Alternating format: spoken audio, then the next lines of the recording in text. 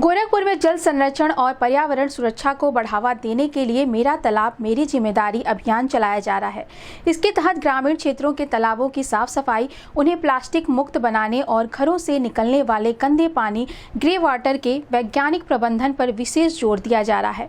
साथ ही चयनित तालाबों को मॉडल तालाब के रूप में विकसित करने की योजना भी काम हो रहा है। पंचायती विभाग के उप निदेशक पंचायत हिमांशु शेखर ठाकुर ने बताया कि अभियान का उद्देश्य सिर्फ तालाबों की सफाई नहीं बल्कि लोगों को जल और पर्यावरण संरक्षण के प्रति जागरूक करना भी है।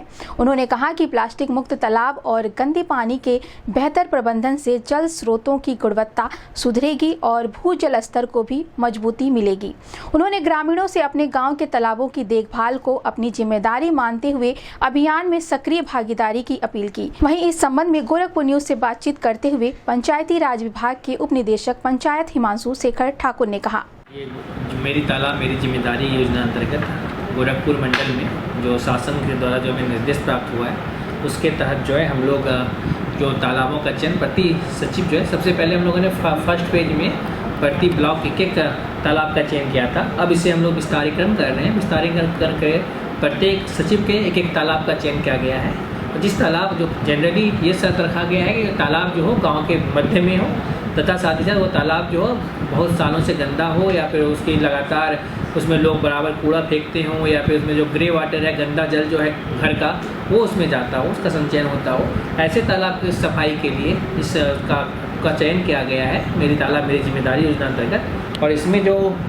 इसमें जो है सबसे पहले सॉलिड वेस्ट मैनेजमेंट के तहत जो अगर कोई प्लास्टिक या बाकी कूड़ा अगर आसपास फेंक रहा है उसको रोकने के लिए जो है वहाँ पर जो डस्टबिन है उसका इंतजाम कराया जा रहा है। साथ ही साथ डोर टू डोर कलेक्शन का ये कराया जा रहा है। आसपास के लोगों को भी जो है उनको समझाया जा रहा है, उनको बताया जा रहा है, इस बारे में शिक्षित और जागरूक किया जा रहा है कि कूड़े जो है कूड़ेदान में फेंकें और रखें और इधर उधर न फेंकें। अगर कोई वहाँ पर बगल में मार्केट है तो वहाँ के दुकानदारों को भी ये बताया जा रहा है कि वो जो है डस्टबिन जो लगाया जा रहा है उस डस्टबिन में कूड़ा को फेंकें। डोर टू डोर कलेक्शन करने वाली जो टीम आएगी वो उसे अगले दिन सुबह उसे उठा लेगी। साथ ही साथ अगर तरल अपशिष्ट जो है अगर उसमें गांव का गंदा पानी जो अगर नालियों का गंदा पानी जा रहा है तो उसको जो है फिल्टर चैम्बर की मदद से उसका शोधन करने का कार्य किया जाएगा। अगर किसी तालाब में अगर एक नाली जा रही है तो उसे एक फिल्टर चैम्बर की मदद से कराया जाएगा।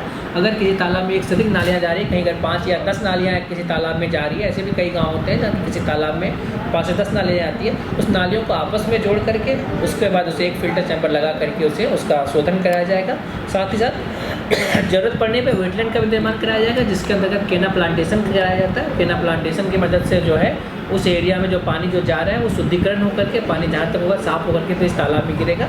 मुख्य उद्देश्य यह है कि कोई भी तालाब जो हो साफ़ सुथरा रहे और वो हमेशा के लिए जो है उसमें उसका प्रयोग करने के लायक रहे, उसका जल जो है मतलब बाकी कार्यों के प्रयोग करने के लायक रहे। तो तालाब का शुद्धिकरण तालाब का उत्थान जो है इस योजना का मुद्दा है। आज खास तौर से हम लोगों ने एक अभियान चलाया है। हर हमारे 62 ब्लॉक के एक तालाब में आज जो है 25 से 30 सफाई कर्मी की टीम लगी हुई है। वो मिलकर के काम कर रही है उसको साफ़ करने के लिए, प्लास्टिक या कोई भी गंदगी उसको हटाने के लिए।